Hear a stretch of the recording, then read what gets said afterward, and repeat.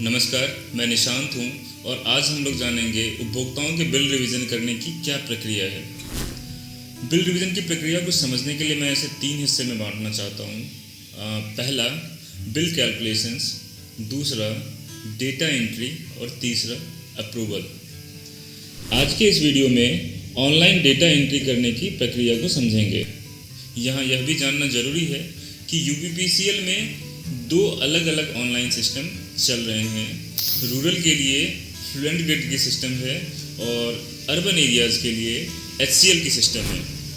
Before we start, हम लोग revision के बेसिक कॉन्सेप्ट को समझते हैं।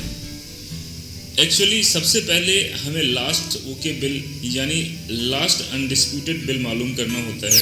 सपोज मई 19 तक की बिल अनडिस्प्यूटेड थी, तो हम वहाँ की रीडिंग और वहाँ तक के जो ड्यूज़ हैं इसे ले लेंगे और फिर हम लोग करंट की SIR साइट इंस्पेक्शन रिपोर्ट बोलते हैं कि उपभोक्ता की वर्तमान की स्थिति क्या है, वो हम लोग मंगवाते हैं और सपोज वहाँ की रीडिंग हमें मिल जाती है।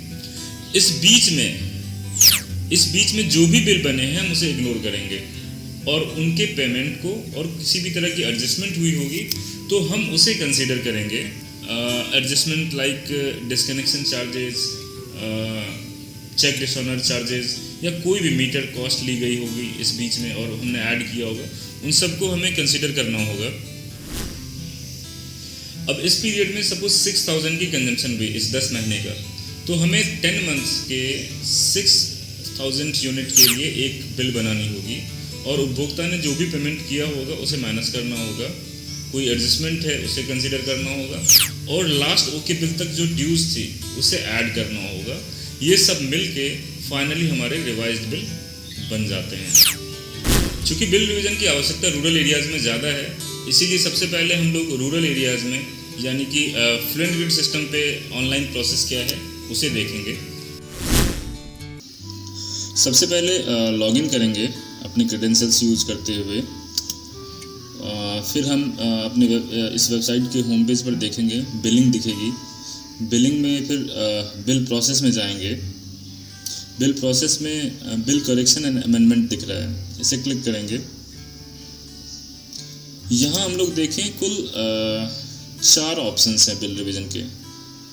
ऊपर 4 हैं, नीचे 2 हैं। एक्चुअली दोनों में एक अप्रूव सैंक्शनिंग अथॉरिटी के लिए अप्रूवल के ऑप्शंस हैं, तो ऊपर 3 ऑप्शंस हैं और नीचे 1 ऑप्शन है। कुल 4 ऑप्शन है।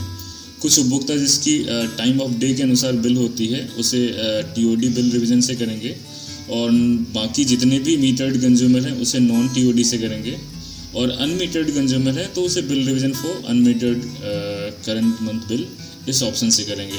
और CC26 उसके लिए जिसमें हमें सिर्फ रिसीट पोस्ट करना है, किसी अनपोस्टेड रिसीट को पोस्ट करना हो जिसमें रीडिंग या ऐसी चीज़ों की कोई चेंजेस रिक्वायर्ड नहीं है। ओके, यहाँ मैं रुकूंगा। एक चीज़ और बता दूँ, इस ट्यूटोरियल को JEEs भी ध्यान से देख सकते हैं क्योंकि अब JEEs भी बिल रिवीजन को इनिशिएट कर सकते हैं। 10 किलोवाट तक के LMB1 कंज्यूमर के बिल को अब JEEs भी इनिशिएट कर सकते हैं। इस ऑर्डर को अपने ऑफिशियल वेबसाइट upenergy.in पर भी देखा जा सकता है। ई-बुक डाउनलोड करें, उसमें भी मिल जाएंगे। और जो ऑर्डर के सेक्शन हैं यहाँ ऑफिस ऑर्डर, इसमें आप सर्च करेंगे तो यहाँ bill amendment rights up to 10 kilowatt given to JEE distribution, इसे आप डाउनलोड करेंगे तो आपको वो ऑर्डर भी दिख जाएंगे जिसमें ये ऑर्डर 20 फरवरी 2018 की है।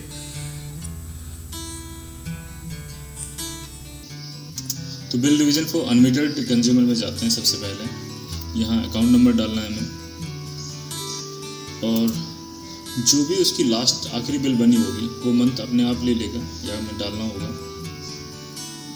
शो करेंगे तो यहाँ दिखेंगे हमें बिल मंथ, बिल बेसिस, अनमीटर्ड। तो सबसे पहले हमें यहाँ पर रीज़न लिखना होगा, कोई भी रीज़न ले लीजिए। एरियर मिसमैच या रेट चेंज। एरियर मिसमैच ले लेते हैं और कैलकुलेट करते हैं।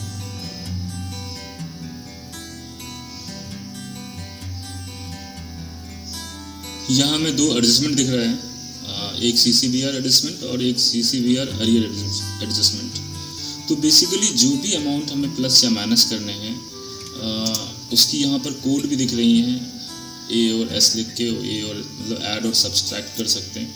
तो अगर बिल की करंट मंथ की डिटेल में कोई माइनस करना है हमें तो ये ऊपर वाले से करेंगे, और अगर उसकी एरियर से कुछ चेंजेस करने हैं तो वो नीचे वाले से करेंगे। यहाँ ये ध्यान रखना होगा, ऊपर जो मैक्सिमम पॉसिबल अमाउंट है उस पर्टिकुलर सेक्शन में वो ऑलरेडी शो हो रहा है, तो उससे ज़्यादा माइनस हम उस सेक्शन से नहीं कर सकते। और ये कंप्लीट करने के बाद अगर कोई डॉक्यूमेंट्स है तो उसे हम अपलोड कर सकते हैं, अपलोड के ऑप्शन है। यहाँ फॉरवर्ड दिखेगा, अप्रूव मुझे इसलिए दिख रहा है क्योंकि मैं सैंक्शनिंग अथॉरिटी हूँ। जो डेटा एंट्री कर सकते हैं उनको यहाँ फॉरवर्ड दिखेंगी और इसे वो सेंड कर देंगे, तो उनकी सैंक्शनिंग अथॉरिटी को ये केस फॉरवर्ड हो जाएंगे और फिर वो यहाँ से अप्रूव कर सकते हैं। अब हम लोग दूसरे ऑप्शन में चलते हैं, जो नॉर्मल मीटर्ड कंज्यूमर, ज़्यादातर हमें इसी की ज़रूरत होगी, non TOD bill revision. Actually ये मीटर्ड कंज्यूमर के लिए है, तो इसमें हमें रीडिंग की डिटेल्स और बाकी डिटेल्स भी डालना होगा। वही प्रोसेस है, फिर से हम लोग अकाउंट नंबर डालेंगे, पर यहाँ पर एक चीज़ नोटिस करने वाली होगी, यहाँ पे फ्रॉम द मंथ लिखा है, पिछले वाले केस में फॉर द मंथ लिखा था। मतलब यहाँ पे हमें वो मंथ डालने हैं जो कंज्यूमर के लास्ट ओके बिल थे, जहाँ से हमें स्टार्ट करना है ये वो मंथ डालना डालना होगा हमें। एक्चुअली उससे 1 प्लस करके डालना होगा ताकि इसकी एरियर उस पिछले बिल की फुल ड्यूज हो। अब यहाँ पर हमें दिख रहे हैं, यहाँ पे फिर उसी तरह से रीज़न डालने होंगे कि किस कारण से बिल रिवीजन हो रही है। जो भी अप्रोप्रिएट रीज़न दिखेगा वो हम लोग यहाँ पे डाल सकते हैं। और यहाँ पर ये इंटरफेस दिखेंगी, तो सबसे पहले एक मीटर स्टेटस की ड्रॉप डाउन दिखेगी। इसमें हम लोग अगर देखें तो कई सारे ऑप्शंस हैं, पर इसमें हम लोगों को नॉर्मल MU 99% केसेस में नॉर्मल MU, क्योंकि बिल को हमें MU बनाना है रिवाइज करने के बाद।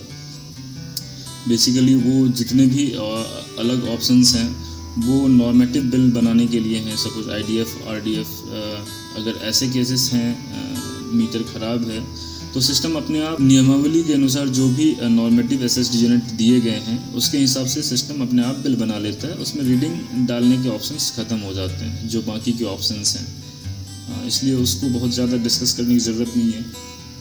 तो नॉर्मल MU से हम लोग चलते हैं। यहाँ आपने देखा सिस्टम प्रीवियस मंथ की रीडिंग अपने आप ले ली है, मतलब जो भी मंथ हमने डाले हैं ऊपर उस मंथ में जो भी रीडिंग रही होगी डेटाबेस में वो अपने आप ले लेगा, उसे हम लोग चेंज नहीं कर पाएंगे। और करंट मंथ की जो भी रीडिंग हमने मंगवाई है साइट इंस्पेक्शन रिपोर्ट से वो हमें वहाँ पर डालना है।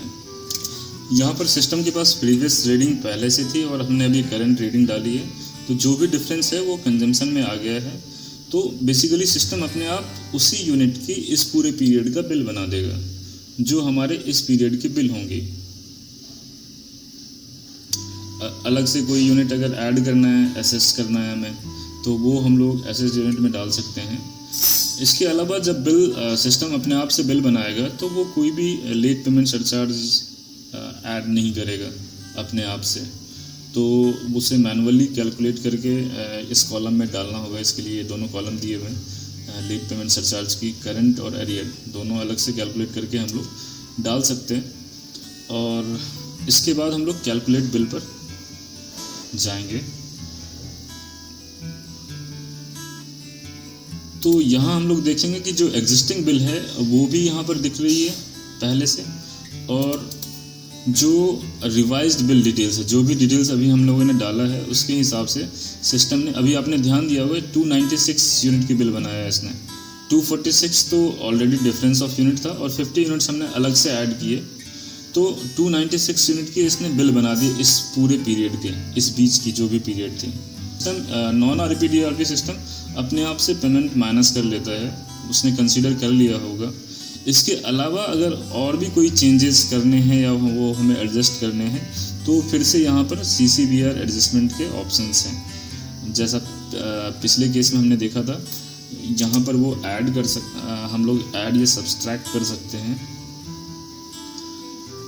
एक्चुअली बहुत बेसिक सा तरीका ये है कि सिस्टम ने रिवाइज्ड अमाउंट यहाँ पर 2142 ले आया है, और जो हमने कैलकुलेट किया है वो अमाउंट में जो भी डिफरेंस आ रहे हैं उसको हम लोग इस CCBR एडजस्टमेंट में डाल सकते हैं ताकि रिज़ल्ट अप्रोप्रिएट आए। इसके बाद फिर हमने रिमार्क्स डाल दिए, और यहाँ पर फॉरवर्ड ऑप्शन है तो आपने फॉरवर्ड डालना है। ये फिर अप्रूवल के लिए सैंक्शनिंग अथॉरिटी जो भी होंगे आपके एग्जीक्यूटिव इंजीनियर या सब डिविजनल ऑफिसर, उसके पास चली जाएंगी। उम्मीद है आपको ये वीडियो पसंद आया होगा। अगले वीडियो में हम लोग जानेंगे RAP DRP यानी कि अर्बन एरियाज़ में बिल रिवीजन की प्रोसेस क्या है। अपना और अपनों का ख्याल रखिए। धन्यवाद।